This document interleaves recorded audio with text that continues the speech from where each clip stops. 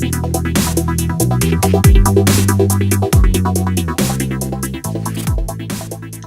and welcome to I Have Questions. I'm Sam. I'm Alex. And we are back for another week of movies you may have seen on cable. You probably flick through in the middle of the night and it's like, oh, I ain't seen this in a bit. Why not? Pretty much. Or actually, Meet the Applegates, I might have seen it. It might have been on UPN. Wow. Back when UPN was UPN. I was going to say... Or WB. Maybe WB. Possibly. It was on TV. It drifted around a lot, too. Apparently it had bad licensing issues or whatever. The reason it never got an official DVD release. Netflix has it currently in America. We had to drop... Anyway, Netflix has it in America, but not in Japan. Yeah. So, today we are doing Meet the Applegates, 1991 film, and we are doing Coneheads, which is 1993. Yeah, so we can say who copied who. We'd figure we'd start with the one that... sucked. Yeah. It's all over the place, honestly. It really is. It has too many things to say and doesn't spend enough time saying them. Yeah, so it's a lot of 90s tropes, but also it's supposed to be satire, but it just comes off as uncomfortable. Yeah. Final thoughts. No. Right. So we open up with a group of scientists, I guess, teaching English to natives, which is... Scientists is a strong word. Yeah, I'm being generous. They look like they look like those white people who went on safaris in the 90s. They still do that. Yeah, but they don't wear those outfits anymore. Yeah. So they're teaching the natives, I guess because this is in Brazil. Yeah, it's Brazil. This is deep in the Amazon, I guess. Yeah. And they're teaching some natives how to read, and they're reading from those old See Spot Run. Oh, Dick and Jane are happy, or just stuff like that. Those super old books from the... Yeah. I guess they were from the 50s or 60s. Yeah. So my question was, they're building, because next to the area that they're teaching the natives how to be civilized, they're actually tearing down all the trees and stuff. So my question was, they're building right next to a native village, and no one has been killed by the natives yet. Yeah. I was like, that's pretty nice of them. Or if the scientists are as concerned as they claim to be, or whatever the hell they do, why haven't they figured out ways to actually help them? Yeah, they're not. There's no protests or anything going on. They're just turning down the forest. And it gets to a point where the bugs are like, okay, well, we got to fight for the forest. And that's how the movie starts. Yeah. And, of course, there's a Butterfinger next to the book, so we get allusions to Butterfingers. I'm assuming they just paid the licensing? Yeah, I think it's just a product placement. Yeah. They eat them throughout the film. And so they all take on the names of all the people in the book and the faces. Yeah. It's hard to make out in the VHS level quality what version was able to find. But yeah, so they start a they come to a 1980s, 1990s suburban area. Yeah, because this movie was filmed in 1989, I believe. So the hair is definitely late 80s, early 90s. Yeah. It has some semblance of the late 80s kind of look and stuff, but when they come into the movie, they look like they're from the 50s. Yeah. That changes very quickly. Oh yeah, they're wearing really frilled and gingham looking shit. Yeah, and sweater vest type stuff. They just look fake. Yeah. So but of course they're moving into middle class America, so they're just like, oh, those Applegates look like a new wholesome family. Yeah. And then the movie continues. Yeah. Basically, the story is most of the time is just them being at odds with their normalcy and trying to blend in, and so things falling apart. Yeah. So Dick, so aptly named, is trying to infiltrate a nuclear power plant and cause a meltdown where his queen will then, come in and help take out the survivors if there's any left. His queen, who is played by a guy in drag. Yeah. Do you get the joke? Do you understand the joke? Is the joke multi-leveled enough for you? Is it deep enough for you? Yeah. And they do have when she gets off the phones, because it's she's super dramatic or whatever, and they just make this joke of, oh, queens. And I was like, oh, wow. Yeah. It's just because it's Dabney Coleman.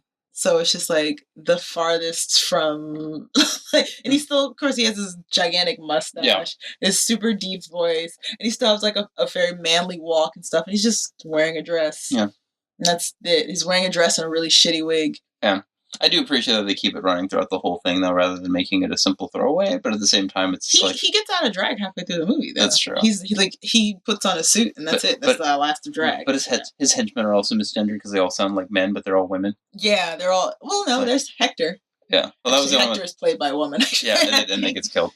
Yeah, no, Hector's the one that gets played by a woman. Oh, okay. I believe. Yeah. It's very strange. So they're going to the town, and they happen to be across the street from an exterminator. Who Yeah, illusions. Foreshadowing. Yeah. Just a heads up, if you're ever gonna watch this movie, if you have watched this movie, probably have. They probably cut this out because I don't remember this from TV. But there's a lot of rape in this movie. Yeah. Because the daughter is being chased by. Chased by the jock. We don't know what member of the football team he is, but we will assume quarterback. Yeah. Vince was his name, I think. Yes, Vince Sampson. Yeah. He's not in the movie for very long. Because his first introduction to her, he calls her Tasty. And I was like, ooh, yeah. Better take her temperature with an all beef thermometer. Yeah. And then he's, joking with the guys of like, while the girls are still walking by, they're not out of hearing distance. Yeah. And he's just basically like a disgusting human being of a jock. Yeah. And then they meet, I guess, at this like church picnic. Yeah. And they meet at the church picnic. He ends up kind of like, oh, let's go hang out in the cemetery while she eats. And it's like, I don't really feel it. Chases her around. I think she bites him or something. Yeah. Like you had it coming. And he's like, oh, I got it. She's like, oh, you had it coming. I told you to stop. And then he's like, oh, I like it rough. And then he pushes her into an open grave. Well, they both kind of fall in. He pushes, but like falls on top of her in an open grave, and they end up rolling around in that. Mm-hmm. So that's the first rape. Yeah. And then like she immediately rebels. Yeah. The son takes a little bit longer to rebel, but she immediately rebels upon like meeting this jock, and it's like, oh, I'm gonna go to the mall, and they're like, oh, take your brother with you. What? And then she ditches him. She ditches him and goes. I guess they go to the school gym. I guess because there's like a trampoline there and like a basketball court. And then he pushes himself on her again. Literally rapes her. And then as he's having an orgasm inside of her, she turns into a mantis. Good visual effects on the popping skin and things like that. But it's like, so I feel like the tone is all over the place for this. It's like because it's like. The special effects are too good on that part, so it feels like body horror is supposed to be happening. Yeah. And then we're getting, I would say, dark comedy, but it's not, it doesn't have anything to say. Yeah, their transformation is really more body horror than anything else. And it's like the makeup of the bugs are good, but it's just like... it's like... Except for one scene where they show like the full body at one point, and it's just like, oh. Oh, yeah. This is just a dude in a costume. Yeah. Because when it's just like... When they just show the top of the torso, which is just the puppet. Yeah. It's fine, but and then it's so the son then because I guess they read that like, oh, kids his age are into heavy metal music from some magazine. Yeah. So he's like, oh, I'm into metal. He's like, I'm into all these like I'm a straight A student, good, and then all this stuff, and then I'm also into metal. So he meets the metalheads who are also drug dealers. Yeah. And then they get him to smoke marijuana, and then that's how he transforms. He gets too relaxed, I guess, and then like can't hold his cover. They find out, and he's like, "Shit!" And they think they're high for a second. It's like, I think it was laced, man. Yeah, or dipped or something. But so the sister's the first one. They could get cocooned. They don't kill them. They don't kill them because it's it's the late 80s, so they don't really kill them. Well, they're all supposed to be our good guys. Yeah, they're supposed to be the good guys who are fighting for the planet. But they end up being, like, a horrible, like, super messed up family. Yeah. Because it's like the daughter, of course, gets pregnant from the first time. And the son becomes a junkie. And a dealer. Yeah, and then a dealer. And then the husband, because he's working at the nuclear plant, has a super hot... He has what the 90s thought secretaries were. Yeah. of just like the secretary who's just like she just can't wait to get in his pants and stuff. The older woman, because he makes a comment regarding the flower that's dying because it's older. It's like, yeah, he's like, oh, I suppose a flower, even wilting, is still a flower. Yeah. It's like, and it's weird because it's like he's not really interested in her in the beginning, but then I guess at one point she just makes a move and he's like, yeah, all right. Well, in fairness, he was trying to infiltrate, so he took off his clothes, turned into bug form, gets the schematics. Yeah, and then someone picks up his clothes off the ground, and then he has to run back nude to his office. And then that's how he has the affair. But then he continues having the affair with her. Yeah. And it's just... oh, yeah, ride the baloney pony. Yeah. It's really stupid because it's like the secretary is the stereotypical what the 80s thought. Oh, women's secretary are only... They're just temptations for men kind of thing. And, they make a reference to that. One of the other housewives from across the street is like... oh, beware of those bitch secretaries. They're just waiting for, they're just waiting for a chance to jump into your man's pants and stuff. And I think, I guess that was kind of a fear of middle-class white housewife women who they were just constantly afraid that their husband would cheat on them with the secretary. This is very catty. Because it happens a lot in 80s and 90s movies. That comment happens a lot. It's a very catty stereotype type thing. When really it's just most of the time the secretaries actually don't want to be hit on by their boss and are constantly hit on by their boss. It's an actual issue. Yeah, it's an actual problem. Yeah. So the wife's issue. Yeah, oh my god, the wife's issue. Actually, hers is the funniest issue. The others are just sad, but hers is the funniest issue. She has this friend who's also another housewife who just introduces her to credit. Yep. And the addiction of shopping. And like, it's so funny because she's like, oh, I'm a housewife. They'll never give me a lot of credit. She's like, I'll just pretend you're a Mary Kay salesman. And then put my name as your boss. Put his number on. I'll tell him you make $50,000 a year. Yeah, I'll tell you to make $50,000 a year. And I was just like, wow. In the 90s? Yeah, that's ridiculous. Nobody made that much money in Mary Kay. Yeah, not in the 90s. It's just like the only person who made that much money in Mary Kay was Mary Kay. Yeah. Do you remember the pink cars back in the day? The pink car? Yeah, people who were Mary Kay salesmen. You get a because they own that, they own the rights to that color, so they had that super like vibrant pink car. It wasn't abrasive pink; it was like a once again, I wasn't a part of that part of America. You're right, Florida was a mistake. Anyway, no, that's not what I mean. I grew up in a black neighborhood. We didn't have a lot of Mary Kay sales coming through. We had Amway. Anyway.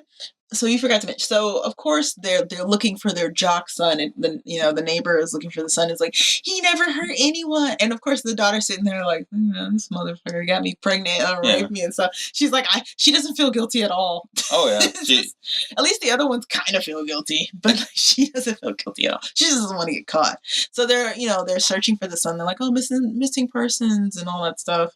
And of course, because as people are disappearing from the town because they keep cocooning people, they're like, oh, more and more people are missing. Okay, watch out for your homes and your children and stuff. It's weird because it does mirror the 90s. It is a 90s panic. It was an actual 90s panic that I don't remember if it happened by this point or not. Where like the fear of stranger danger. Yeah, stranger danger was in the stranger danger into the 80s, 90s. Yeah. Well, because that's when the Halloween thing of just like, oh, the fear that someone's going to put razor blades in your candy and stuff like that. Like those rumors started. You mean the one family that did that? Yeah. That was monstrous. So the daughter, of course the police come to the house because they're like, oh, some people saw you with Vince that night. What do you have to say? And she's like, well, he said he got something from, he met with this older guy. He was trying to get me drunk. Yeah, he's like, he got alcohol. He was trying to get me drunk. He got it from this guy. So then the police kind of led her into like, oh, well, what kind of guy was he? She's like, I don't know. He seemed pretty attached to himself. So it's like, it made it seem like she was implying that he was gay because she said he might be in the closet because he was actually like, she'd been keeping him in the closet. Literally. And they took it as she's accusing events of being gay. Yeah. So of course, and then we have our, our homophobic, like, oh, how dare you accuse him of being a homo, blah blah blah. Yeah. Like, what if he got kidnapped and killed? Even the cop mentions it too, though, where it's just like, do you think you may have been engaged in homosexual activities or something like that? Yeah, and it was just like, it was really odd. It's the 90s. Like we already came out of the Reagan 80s. I mean, still technically Reagan, still I think, at this point, if I recall correctly. And the failure that was the government to try and mitigate the AIDS crisis, and by blaming it on the gays entirely. That the onus is entirely on gay people. And so the gay panic is another thing that gets referenced. And this movie is nothing but references with nothing to say. So far. Yeah, it's not, because I guess it's supposed to be satirical and stuff, but it doesn't have a message. It doesn't really have a message. It's just that, they're coming in to save the planet from the human race, but they become like the worst kind of humans. Yeah. It's just like the son gets addicted to drugs, and the daughter is like, she's teen pregnant, and in fairness, teen pregnancy. Not her fault. She's like, but it's also like she got basically raped by this guy, and then she went out with him again by choice. Yeah. And it wasn't like he like told her like, you better come out with me. She oddly got really into him. Yeah. And like went out, which is never after the first like hangout. I would never. We're done. Like she was actually interested in him. He pushed himself on her the first time, and she was still interested in him, and then got raped. And I was just like, this is really strange, and this is not how this happens. But like accepted very, very unusual and Stockholm syndrome kind of cases, not from someone you just met. Yeah. Dad's fucking the secretary, and mom becomes a credit addicted shopaholic. To the point where the mom goes out and robs a convenience store. Yeah. Fake mustache, beanie. She robs a convenience store, and of course the cop catches her, and then that's her hiding. Yeah. The police officer. The dad's hiding So this is the only scene I really remembered from watching this on TV is so the dad's screwing the secretary, and then they hit the intercom button, and then everyone in the company can hear them having sex, and he's saying like the dumbest of stuff. Oh yeah, ride the baloney pony. Yeah, he's like, oh, ride the baloney pony and stuff. So of course their boss comes in, he gets fired, and then the secretary's like, oh, how am I supposed to live, blah blah blah. And he's just like, we both got fired, so not my problem. Not my problem. Like, go to our other boss. She's like, I want severance pay. She's like, well, what if I go to your wife with it? You wouldn't. And he's like, you wouldn't. She's like, I would. She's like, I wouldn't if you gave me at least a four-figure salary. And so he was just like, fine. He cocooned her. Yep. Hides her behind the bar. Yeah. So they're all, hiding skeletons in the closet per se. So we come to this when mom finally gets the fourth set to complete the set of everybody having somebody cocooned. That's when their life really falls apart. Yeah. The bank, because she mortgaged the house. She mortgaged the house. She mortgaged the cars. Well, yeah, she refinanced the house and refinanced the cars and the furniture. So of course the bank came and took everything. The bank came and took all the furniture, and I think they took the cars too, because they don't have a car after this. And then there's this like, oh, you've been nominated by Family Bazaar as the most normal family. It's so Deus Ex. It seems it's very weird and strange, and it doesn't make any sense, because that's not like we checked with the Census Bureau to see how you're the most normal family, and I was like, that's not how that works. Yeah, Census Bureau doesn't tell anything but numbers. Yeah, like, it's statistics. It's just statistics of family. It's just like how many people live. It's like how many people live here, how many people are making money, like how many people are this gender or race, and it's just like it seems very strange. I mean, they have 2.5 kids. Well, yeah, they have 2 kids and a dog. Basically. Yeah, 0.5. Yeah. And the dog is also a bug, which I was like, I don't understand why the dog... Yeah, the dog is, I guess, maybe a roach or a fly. I don't know. It's very strange. She's not the same animal. It dies, and then the neighbor finds it. But it doesn't the neighbor add finds anything. Yeah, it doesn't add anything either. It just makes him more suspicious, and it leads him on. But it's just like, he was already suspicious of you guys. Yeah, so we didn't need this motivator. Yeah. He was like, I don't know. It's really weird for that scene, too. So yeah, they come in. It's like, you win. They're relieved because like all the furniture's gone. They're just like, they're freaking out because they're like, oh my god, if someone's coming to take more of our stuff. It's like, what else can they take? It's like, oh, and you're the most normal family. Here's $500,000. 3-story townhome or whatever, and your own RV. Yeah. It's so, like, Deus Ex. It seems it's really strange, but yeah, they cocoon the two because they like obviously the two guys find out they are not a normal family. Yeah, They are the farthest from a normal family. Yeah, well, they get into a push match with the daughter because she's like, super preggo, and it's like if she's this ripe as she looks, the deal's off. It's like, hey, mister, how do you feel about a fat lip to match your fat ass? Yeah. And she starts pushing him. They push her, she falls down, and then she gives birth to an egg. Yeah. And then they step on it. So then everybody freaks out. And we get not elaborate because it doesn't go completely through it, but it goes through a pretty rigorous special makeup. Yeah, effects. they're changing their body change and stuff. This is the first time we see it because before it was always like just big eyes. Like their eyes get a little bit bigger, or their antennas grow, or just the claw grows, or something like that. But this is the full transformation. And then they just take the RV and recalibrate. Yeah, they're like, we need a vacation. Why not? They left us an RV. Yeah. And so they go on vacation, and it takes up 2 minutes of nothing. Yeah, actually, maybe it's because of the quality of video, but I was very confused about what's going on. We're going back to nature, and as they're leaving the neighborhood, Aunt Bee comes back. The Queen Bee comes back. Yeah. But she's in full military. Where'd you get the guns? The assault rifles? Not from anywhere. They were in Brazil. And they came up from South America. They came up from South America. They could have gotten them from anywhere. So yeah, and by the time they get back from this however long vacation, Queen has dug a tunnel, buys dynamite with a bounce check, which gives Dick enough room to move his hands around and get through. Mm-hmm. And then they manage to convince the neighbor to come over and rescue him. And then he gives a heartfelt speech at the town hall. Which is immediately pushed aside by the town hall people because they're like, yeah, you're still bugs. It's just like, it's a trick, don't believe him. It's like, and then Grandma, yeah, string him up. Yeah.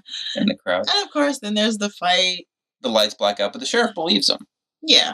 And sets them free, essentially. It's like, takes them to the nuclear power plant to stop the boss. Because they're talking about the nuclear power plant. And how it's going to explode. And it's just like, yeah, I mean, we're trying, like, our Queen Bee's trying to kill all of you guys. Yeah, but you gotta help. It's weird because I don't feel like the turn makes enough sense. It doesn't. Because their entire time they're actively working against humans. They just happen to get seduced by certain aspects of humanity. Yeah, the worst, actually. And then they go retreat to nature. And I guess when they see that family chilling out and enjoying nature. Oh yeah, there is one scene where they see the family chilling out and they catch a butterfly and let it go. And they're like, oh, humans aren't that bad. And I was like, nope. They still are. Yeah, I don't feel like it characterizes it enough that like that's their turn of heart. Yeah. So they recalibrate. They look somewhat normal again, as normal as they can look, and then they have to go stop the bomb after the supposed almost lynching of them. Lynching's a strong the almost hanging of them. Yeah, they almost get hung. But it's very strange because like. They, we have the bee, the fight with Queen Bee, and they like quote unquote kill her, but she's in the credits, I guess. He's in the credits. The drag queen's in the credits. They go back to Brazil. Yeah, they go back to Brazil. They've started some organization to save the forest, and then like 3 people from the town, the shopaholic friend, the husband, the exterminator guy, and the cop come visit them. I'm glad we were able to stop the meltdown, though some of the radiation leaked through. Yeah, and then, I guess the town is... They're all bald. All bald or whatever. It's like, eh.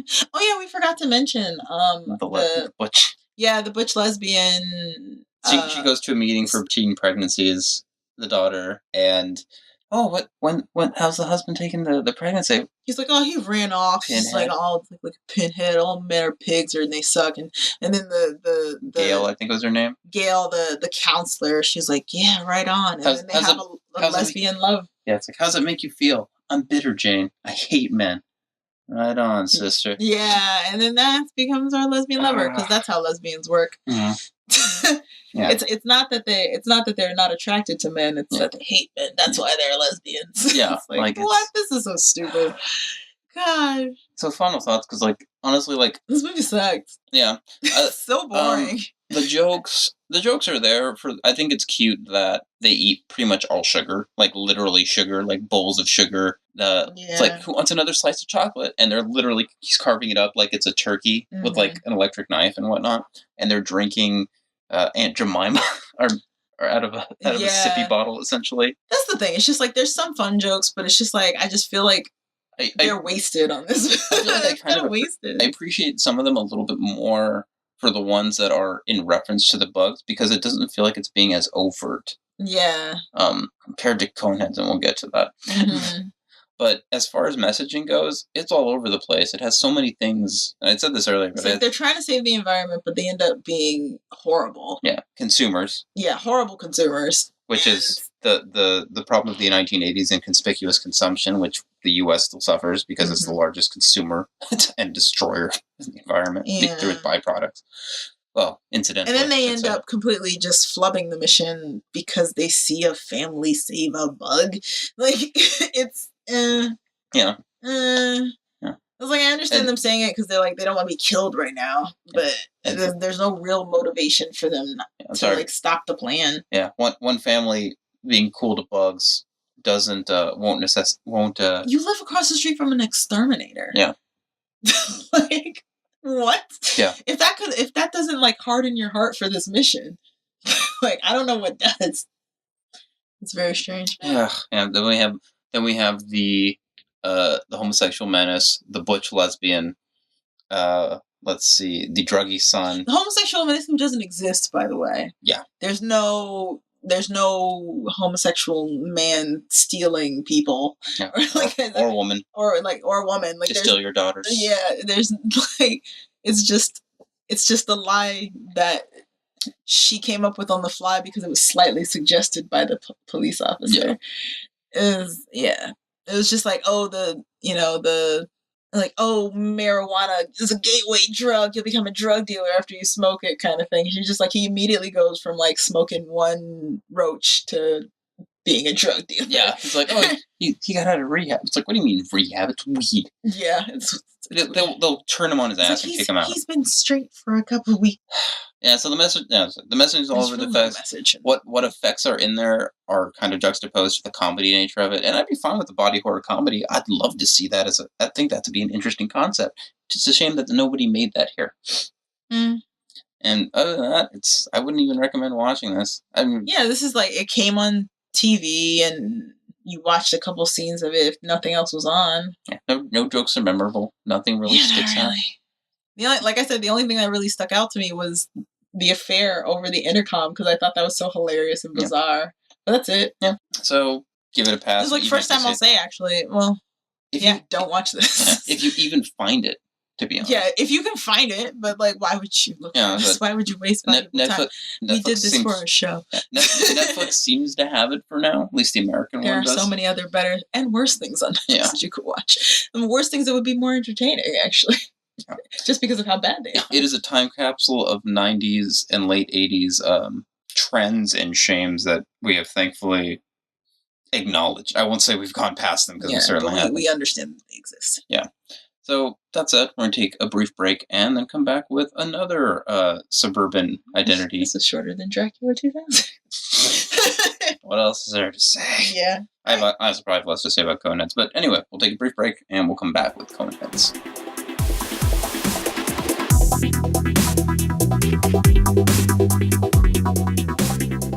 And we're back with Coneheads. Yay! The one I actually wanted to watch. 1993. Yeah. With So this started out as an So this was a SNL skit way back, and much like, actually, has any of the SNL skit movies honestly been good? That's a good question. I don't think so. I don't know. Tell us. Do you know? I don't know. So what? Coneheads, Superstar. There was like one other. Meet the Applegates seemed like it should have been a skit. Then Blues Brothers was a skit. Oh, that's true. Blues Brothers wasn't bad. Okay, yeah, I take that back. Yeah, it's got pacing issues all over the place, and the only reason to watch it is for the musical stuff. Yeah. In which case, just go find a compilation. Yeah. So So Beldar and Primat Conehead, how aptly named, somehow speak English, and crash land on Earth. Oddly. Yeah, crash land on Earth, and in Jersey. Yeah, they do. They're in Jersey. Yeah, and I think they're like scouting out an invasion plan or something. Yeah, that's what they're supposed to be doing. They crash. They stay at a hotel. Michael Richards is the bookie for the hotel or whatever. Yeah, the guy from Seinfeld. Jerry Seinfeld. It's just bad jokes. It's just like I have a chain metal circular disc for this should be sufficient for the night to pay for the night. It's like, okay, he doesn't count it. It's a bunch of quarters from the vending machine outside. Well, he doesn't count it because it's like there are aliens outside. Yeah. Because here's the thing, the Conehead thing, they're so obviously not human. Yeah. So, and it's just like you can't even be like it's a birth defect. It's like, nah, you should be in the lab somewhere. So like it's the 90s. You would have been in the lab somewhere. So in the beginning, I guess it's like for the hotel, sure. It's like, oh, maybe there's a convention in town. Now when they check out, if they're still wearing that, something's fucking up. Yeah. Then they manage to buy a mobile home. Yeah. At some point.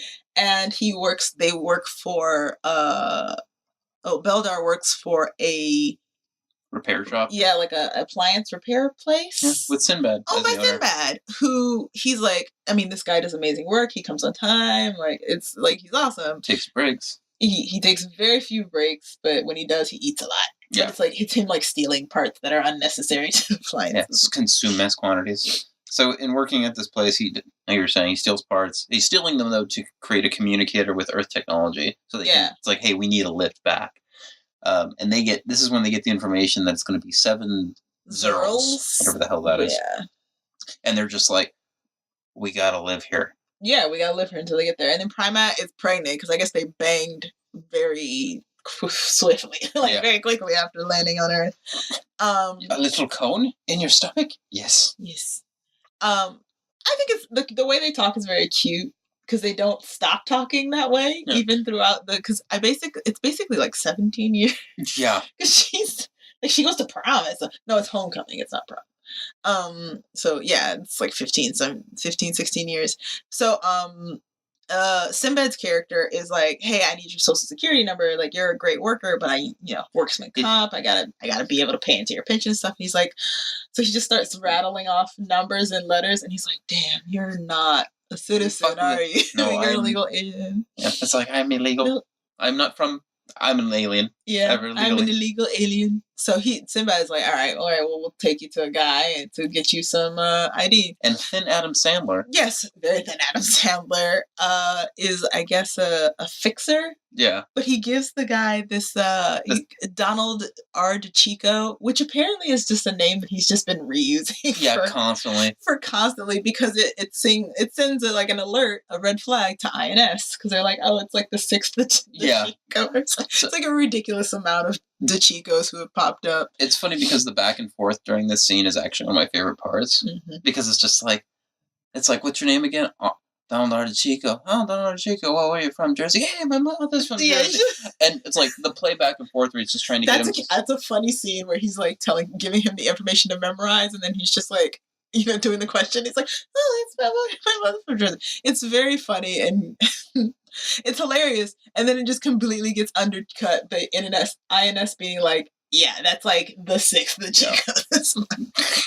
It's like, oh, it's like funny. It's like how DeChico keeps popping up even though he died in like a horrific accident. Let's see, what was he last time? First time he was Polynesian, second time he was Mexican, third time he was Russian. I think they would say like Moroccan or something. Oh yeah, it was something like ridiculous. It was like some kind of So they decide to close in on them. Yeah, and we also get is it David Spade? Yeah, David Spade. Yeah, David Spade plays the kiss ass secretary who is also very funny, I believe. Because he like convinces everybody never to talk to his boss. He's like, he's in a mood. I'll take it. Yeah, pass it this way because he's just trying to seem better himself. Yeah. So that back and forth is pretty funny. So then I guess INS comes to bust them, but it's funny because it's like they take all these people to come and bust Like a full SWAT team. Oh, they take a full SWAT team to come and bust what they think. They don't know about Mary DeChico yet. Yeah. So it's just one guy, and they've got all these people, and then they end up running. He gets a glimpse of the Conehead, and then I guess they make it to another kind of seedy area where they become taxi drivers, and they use turbans to hide the cone. And the other taxi drivers are like, "Oh my god, you're the best ever!" Because he takes every shift that he can, because he just he's like, "We need money, we need to save so we can live here." Yeah. So he takes every shift that they possibly can, and will take over for people. He always does his job, shows up on time. So they're like, "This is the greatest man I've ever known." And stuff. Once again, you have saved me. Once again, you have saved my ass. It's a beautiful interplay. Yeah, but so Primat has the baby, and then Sinbad is there, and the other taxi driver boss is there. Sinbad's over there like taking photos and stuff. He's like, "Oh man," because they're just like, these are the best. Like, he's the best worker. He's actually a really nice guy. Like, Belder is really nice. He talks really weird, but what he says is really nice. And Primat's also really adorable. The interplay is great between them and between others to a degree. It's definitely got a lot of laughs out of this movie. It's just like ridiculously stupid, but it's funny. It's on theme more than Meet the Applegates is, where it's like it just the message mongers like 4 different things. Because they keep the alien speak the whole time. Yeah. That's what kind of makes it funny. In the Applegates, they're just they still talk and act like normal humans. There's nothing really bug-like about them except for a couple of the clips of the bug. The sonic siren, bug. the sonic bug thing, where they're yelling over and it. Like they don't want, like the boy doesn't want to do the bug collection. That's really it. Yeah. But for this one, it's just like, yeah, they're aliens the whole time. The funniest thing about it is people have just gotten used to it. Yeah. So they're not asking about the cone anymore. White privilege. Yeah, really, honestly, white privilege. So then after the baby is born, the little baby cone. Connie. So Connie's born. So they find that because they've been saving all the money because they don't really they consume mass quantities, but they literally eat anything, so it doesn't matter. So then they move out into the suburbs, and we get this montage of basically Connie's entire life up until her teenage life. Yeah. So she's born and raised on Earth. So. The INS, they dropped the case because he was getting promoted. Yeah, but he had spent thousands of dollars on chasing them because they were these guys, because they found the codes. They found some of the symbols and some of the technology, and they're like, these guys might be aliens. This isn't an earthly language, and these symbols aren't earthly symbols. So and the code had 4 fibers that weren't from Earth or something. It was they found their suits, their space suits, basically. So oh my god, if we catch these guys, then we'll. And of course, for some reason, they decided to document that part. Yeah, they decided to document the alien part before they caught them, which was very strange. So when it comes up years and years later, when he's up for another promotion, they're like, "Hey, so remember when you spent all this money on this case? Whatever happened to that?" Because it's you don't have any efforts to show for spending so much money on SWAT and surveillance and all that stuff. So then they have to, go back and find it. But by that point, they've already moved. They've settled into the neighborhood. They have their neighbors who they're super close with. Beldar has he's a driving instruction company, and he also fixes any kind of he does odd jobs occasionally. Odd jobs. Primat has she's become a housewife. Connie's grown up in high school. Also Beldar has a membership to the local golf club. The country club. The local country club. So they've basically completely settled into this life in middle class white suburbia, and you're still aliens. You still talk like aliens. You still look like aliens. What? Yeah. His teeth were off-putting, but even Sinbad told him early on in the film. His teeth were very off-putting because they're very sharp. So 3 Sinbad rows of them. Yeah. So we get a funny scene of him going to the dentist, and the dentist being like, what? But John Lovitz is the dentist. Yeah. The critic. It's okay. It's gonna take my whole day, but all right. Yeah. So need caps. I can only imagine pulling out the 3 back rows or whatever. Yeah. I don't know if he even kept that. Did he keep the backrow teeth, or did they just put the caps on? it only shows up in that one. Yeah, it only shows up on one scene. I mean, but they do cap it. They do cap it, and the caps do come up later. But so. And so yeah, they're pretty much assimilated. Like, they've assimilated into the life, and everybody's used to them. And then Connie, I guess they're at because she still picks up her parents' mannerisms. Yeah, of course. It's like hello, parental units. Yeah, well, because they've never had her call them mom and dad, and she's never called them mom and dad, so it makes sense. And it's so Connie meets one of the worst guys I've ever seen to date. Of course, another SNL guy. What's his name? Chris Farley? Yeah, Chris Farley. And I guess he's working on the car because Beldar's being a good dad, and he's taking his daughter out and the girls because they're all going shopping, and he's being a really good dad. He's taking them out, he's carrying all their bags and driving them around. I mean, you can see on his face that he's just like, why? Yeah, I hate this, but he's still doing it. And the car, as the car is being fixed, the repairman is like, he's like, oh, it's not gonna be fixed in time. So Beldar's like, I don't see like why it can't be fixed. Unacceptable. It's unacceptable. And he's just, and then I returned at the designated time, and you have not look. Got backed up. I got nothing else to tell you. Yeah. So have a seat. Yeah. And then Connie's just like, she's just, does the basically technical speak of like, oh, well, why isn't it fixed? And she describes the entire problem. He's just like, I was having a beer in the back kind of stuff. And then they end up. She somehow finds that charming. Yeah, she finds him charming. And then they end up kind of dating. And she stuffs a whole sub in his mouth. And that's his turn on right there. He's like, I've never seen anyone pack a sub like that except for my mom. And he's like, it's his turn on for him.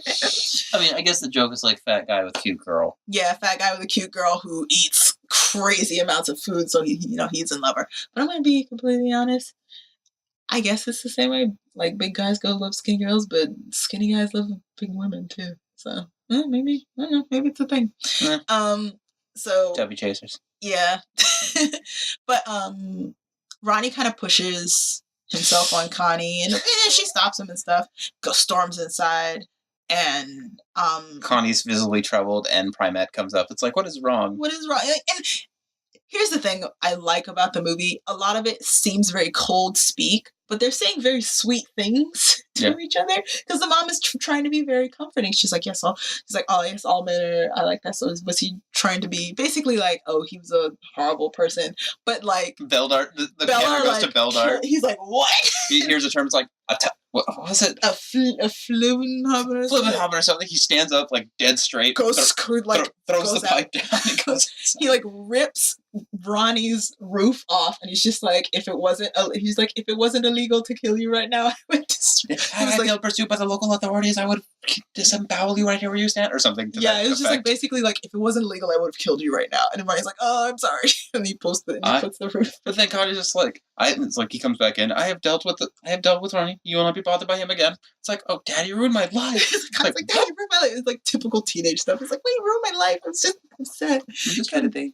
So it's really funny because Connie becomes she's a diver. She becomes a swim. She's like, she becomes on the diving swim team or whatever. And of course, she never makes a splash because her head's a cone. Yeah. So it's just like a little like drip into.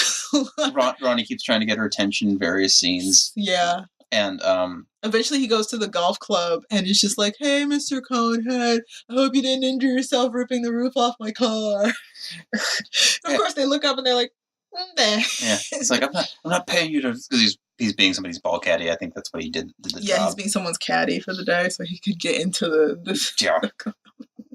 But during the swim meet, I think this is when they get petitioned to do the the PTA or whatever. The PTA, the fireworks for the PTA or whatever.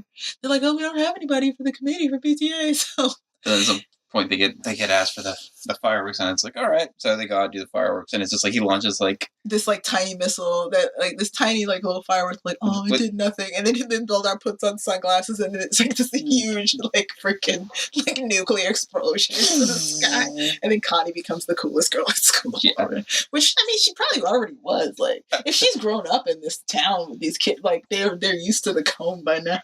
Well, it's cute when he was the cab driver and the neighborhood kids were following him around. Yeah, because they follow him around and walk mocking the way that he walks because they think it's hilarious. It's like a shuffle. It's a penguin shuffle. Yeah, and they just walk him to the front gate and they like laugh and run away before he turns around. How does Ronnie re-endear himself again? Oh, he goes to the fireworks thing.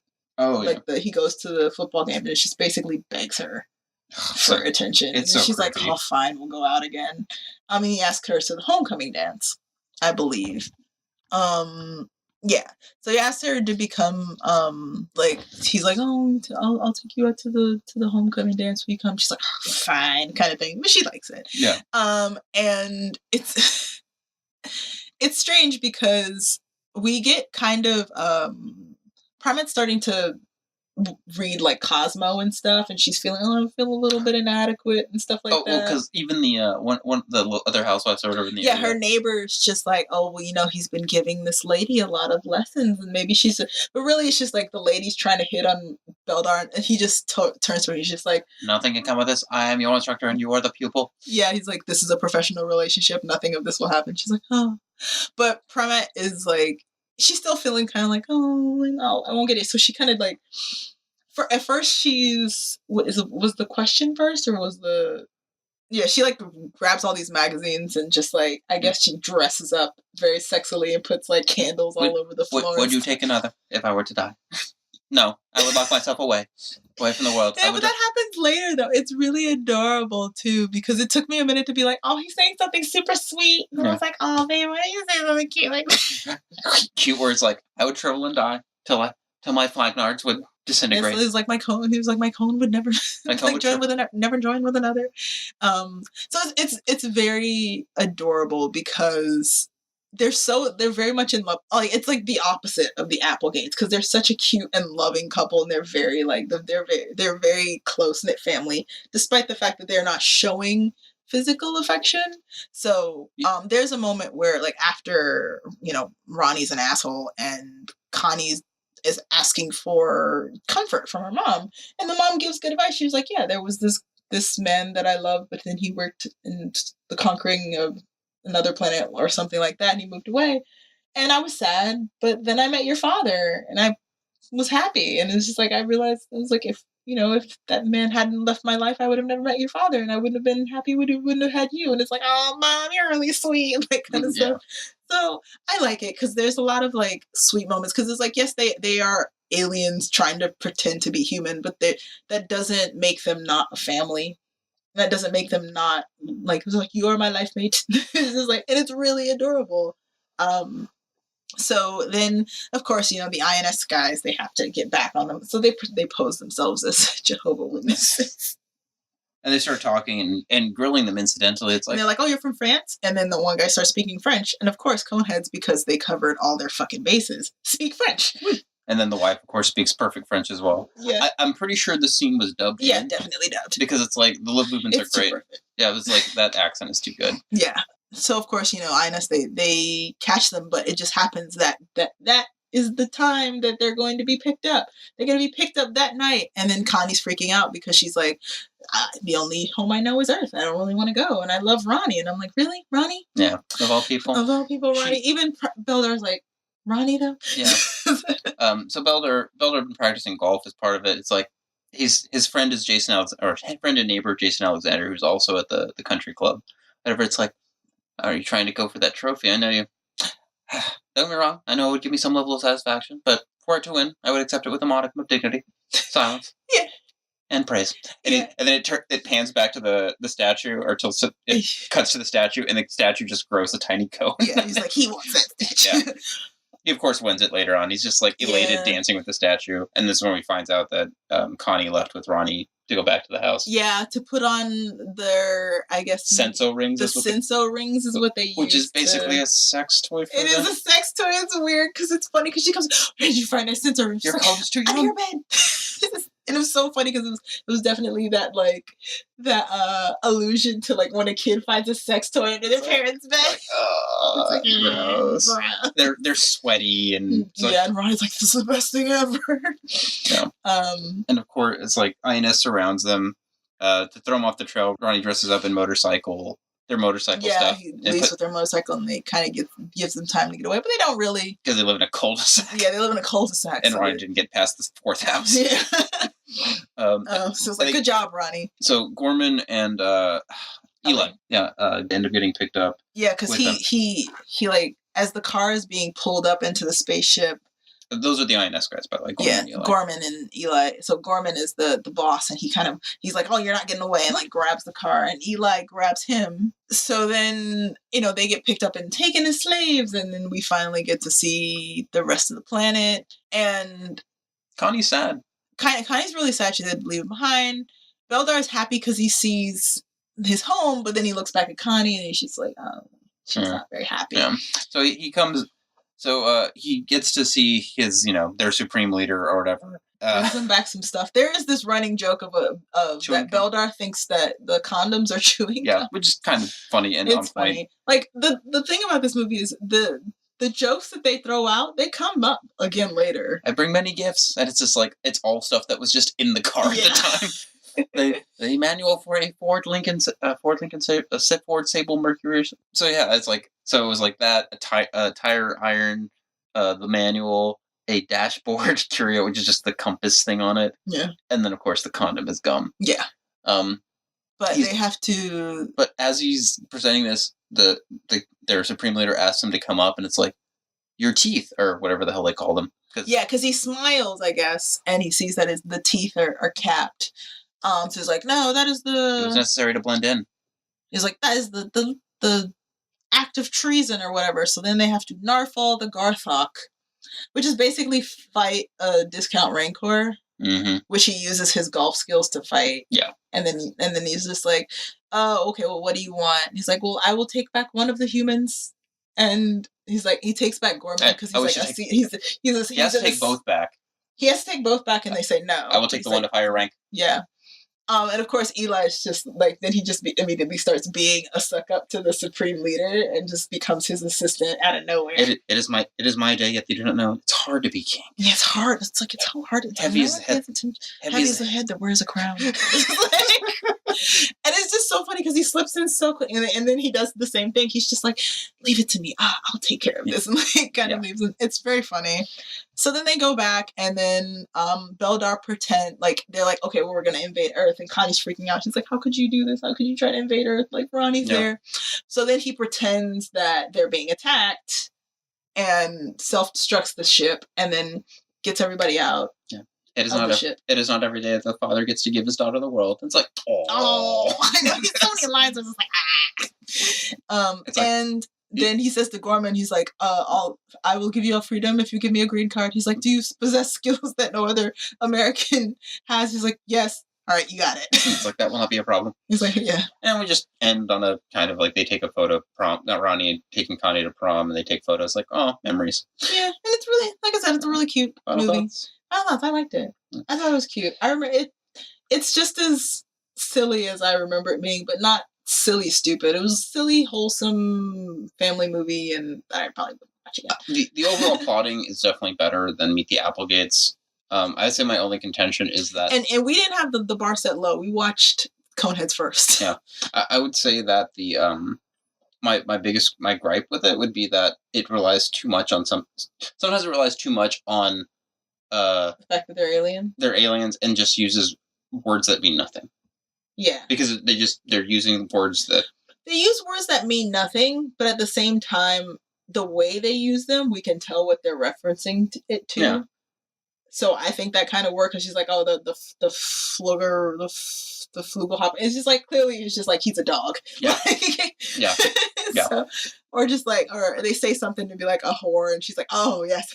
Yes. So it's like, they, like, all the words, it's like, you can tell, like, okay, this is what they mean. So I thought that was pretty cute. Well, it's that attitude of comedy where it's like the expectation versus the delivery on it for it. Yeah. It's like, it's a thing. It's like, I knew what they were trying to say. Yeah. And it's like, I guess it's supposed to be funny when you're referencing what they're supposed to be saying, but they're not saying it. But then it's like, I already know what they're saying, and it's like, that's the joke. And to me, it's just lazy. Mm. I do like the plotting overall, though, a lot better than Meet the Applegates, and would still recommend watching it just because there are some really kind of sweet and cute moments, and and the characters are well played, because there's kind of this the INS part is kind of weird. The INS guys are comically evil. Yeah, and to the point where it's like, I feel like it's trying to message monger something about immigration, because the guy is like gung-ho. Like, he's super gung-ho. He's like, we need to put collars on all of them as they leave and shock them if they come back to the States. He has a diorama of little Mexicans with sombreros on getting blown to shit with electric it's very strange. And nobody in INS speaks Spanish. It's very weird. Yet he speaks French. They needed a comical bad guy because everyone else in the movie was so good and funny. Yeah, that's true. And cute. Like, even the neighbors were adorable. Jason Alexander with the toupee. And he admits, he's like, have you ever thought of getting hair on your car? No, it's like, I know you probably wouldn't believe this, but this, not my real hair. It's like, can you even tell? It's like, one could probably not tell if they were looking from a far enough distance. He's like, could you tell? I was like, it's like, probably not from a far enough distance, or just like, not from this height or something, because he's taller. It's funny. Yeah, too bad Dan Aykroyd is really that crazy, though. Unfortunate. Yeah. It's just like, have you ever heard of the Crystal Skull vodka? Don't. Look it up. Do yourself a favor. Look it up. I give you Find out the true story behind Crystal Skull. I mean, you can just go watch. Besides that, you can always just watch John Tron's thing on the Crystal Skull. Yeah, vodka. that's all the summary I needed. Please watch it. It's funny. Anyway. Yeah. So final thoughts. I like the movie. You should give it a watch. If anything, there's a lot of people who became very famous, who were famous at the time and who are still kind of famous, and a lot more cameos, and it's a good movie. I liked it. Yeah. I say the same pretty much for the most part. So I guess join us next week for Little Monsters and Lost Boys. Oh yeah. Yeah, this is where we get Sutherland again. 80s. 80 Monsters and Boys, I guess. Yeah. Beasts and Boys. Yeah. We'll think of something clever later. Yeah. Anyway. God, we gotta watch Little Monsters again. It's funny. Well, it's hard for me to make it through that movie. Really? In fairness, I haven't watched it in a year, so. I can make it through Lost Boys. I like Lost Boys. I'll be prepared to be disappointed. Kiefer Sutherland is in Lost Boys. Yeah. And both the Coreys. Because it looks dope. In that 80s kind of way. Anyway. And all the Coreys. All right, so. All the Coreys. So, good morning, good evening, good afternoon, good night, wherever the hell you may be. Take care. Bye.